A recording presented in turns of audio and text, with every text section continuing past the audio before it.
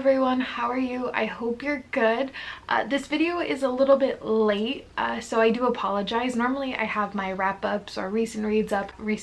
No, my wrap-ups I think would usually go up earlier, but this month I kind of forgot. But I'm here today with a video. The video is my wrap-up, the books that I read in August. I can't speak right now, but I read quite a few books in August, and I did talk a lot about my thoughts within my reading vlog, so if you watch those I'm sure you probably saw that. But anyway, I'm here to kind of film a quick little you know, just video on my thoughts, little mini reviews on all the books that I read within August. So the first book that I read is Grayson by Lynne Cox. Now this book is a really small book, and so it was a really quick read, but unfortunately I definitely was a bit underwhelmed with this book just because the writing was so it was very cut and dry, and I don't want to say stunted, but it felt like it was written by a child or at least a teenager, and it's written from the perspective of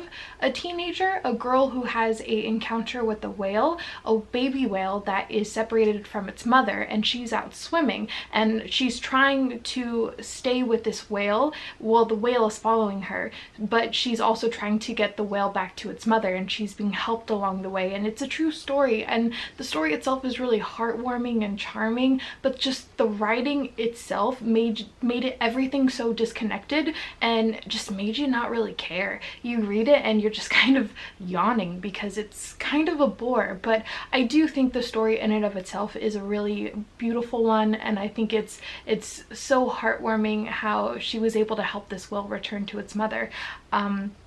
But as for a book itself and as for how she wrote it and how she executed it, it wasn't that great. So not a great start to the month, but I mean I did like the story overall, just not the book itself, so there's that. After that I read The Vanishing Star by Maureen. This is the second book in the Truly Devious trilogy. I'm sure you guys are tired of hearing me talk about Truly Devious, but this is the sequel, The Vanishing Star, and oh my goodness, I love this so much. Now, hear me out. This book does have issues, but it is just so entertaining, and it's such a page turner, and these characters are so attracting in the sense that you just want to know more about them, and you want to know what happened in the past and in the present. And for those that don't know, this is the story of our main character who goes to this notorious boarding school where years and years ago when the school first opened, there was a kidnapping, a murder that took place, and that's kind of what the school is known for now, even though the school, I guess its motto is to take in a lot of like people from everywhere, and just to bring in like the really smart people, and just to have people thrive from all over the place, all over the world. Backgrounds doesn't matter. So that's the point of the school. There's also this game element of the school, but it's mainly a crime thriller mystery novel, and it is just so good because it's like a mystery with these kids set at a boarding school, and I just love those kinds of stories. And it's told in two, I would say, timelines, because we follow Stevie, our main character, in one timeline, and then we also get to read about the events that took place when the school first opened, so we have like two mysteries going at once, and it's just so good. So I'm highly addicted. The third and final book releases, I believe, in January of next year, and you can bet I'm pre-ordering or will be getting the book on the first day that it's released, because I need it in my life. I need it now. So if you haven't thought of picking up Truly Devious and The Vanishing Star, you should do it, because it's going to be October soon, and honestly it's the perfect read in my opinion. So listen to me. Yes, take my advice, you're welcome. After that I read Libriomancer by Jim C. Hines. This is the first book in a series. This one was interesting. I think I loved the concept more than I particularly enjoyed the execution, because looking back on it I kind of was just a bit bored, and that's I feel bad saying that, but I just wasn't fully consumed in the book. I loved certain aspects of it. I loved like this fire spider. I loved some of the characters, but overall I just didn't feel like there was a lot of character development, and I don't think it was as funny as I wish it would have been. But this is the story of a world in which there are these magical beings that, or magical humans that can pull objects out of books, and because they're able to do this, people kind of take advantage of that. And then there are certain characters from books that jump out of books and then try to cause havoc and whatnot. So it's a whole interesting plot, because so many things can come from that, right? There are so many things in books that could pop out, so a million different storylines could be told.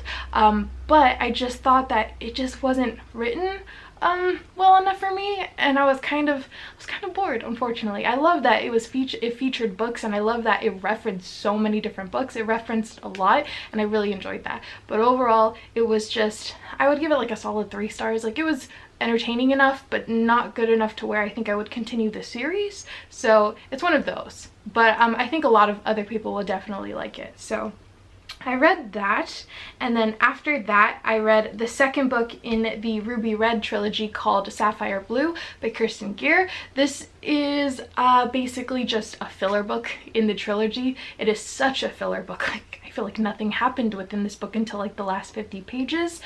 This is a trilogy that centers on time travel, the consequences of time travel, lies, deception, and whatnot. I mean, it's okay. There's a lot of drama, a lot of insta-love, and I wasn't a big fan of the middle book, so I think we're just gonna move on. In my opinion, it is just a readable book that's entertaining, but you're gonna kind of forget it 5 minutes after you read it. So those are my thoughts. After that, I read Bone Music by Christopher Rice. I loved this one so much. Christopher Rice is actually the son of Anne Rice, who wrote Interview with the Vampire, Queen of the Damned. You know who she is. You probably know who she is. So this is her son, and he is an author of, I think, several different books, but this is the first book in some sort of series or trilogy, who knows. And it is so good because it's about our main character, who's known as the oh, what is she called? The Burning Girl or something? I don't remember. But we follow our main character. When she was a baby, she was kidnapped by serial killers. Yeah, serial killers murdered her mother, kidnapped her. She grew up with them, and when they were caught, she was able to move on with her life, but of course it followed her. It was like a shadow. There was even a movie series that were then created based on her, so it's a really interesting setup. And then the government comes along, the secret government or who knows what, and they decide to test this drug on her that gives her these superhuman abilities. And then we follow this other like serial killer storyline that she has to go and solve, and it is just so good. It is so good. I love this so much. I'm so excited to eventually get to the second book, but I highly recommend this one. If you love thrillers, you should really read it because it's just so good. And then the last book that I read for this month, well, actually, okay, the second to last book is going to be Black Sunday by Thomas Harris. This is the author of Silence of the Lambs, Red Dragon. He is amazing. Black Sunday, though, is so disappointing. Don't pick this book up. Don't ever pick up this book. Please, just do not. It is a book about a attempted terrorist attack on the president at the Super Bowl, and that's all I'm gonna say. I mean, the characters are bland, the story is bland, everything is bland. It's not written really well at all. You can see hints of what Thomas Harris would eventually write in Silence of the Lambs, but it's just bad. It's just bad, folks. It's not good, so please don't read it. And the last book that I almost finished during the month, but I didn't, is Caraval by Stephanie Garber, and this is a Circus-esque book, and I'm gonna talk more about it in my next wrap-up because that's when like I really finished it. But it was fun. I enjoyed it. It's a young adult book about this like secret performance, and there's this really cool character that's a mystery, and yeah, it's good. Anyway, my battery on my camera is gonna die, so I gotta go, but that's my wrap-up. I really enjoyed a lot of the books I read, but then I didn't enjoy some of them, so give and take. If you read any of these, let me know your thoughts, opinions. What did you read in August? Let me know, and I will see you in another video very soon. Bye.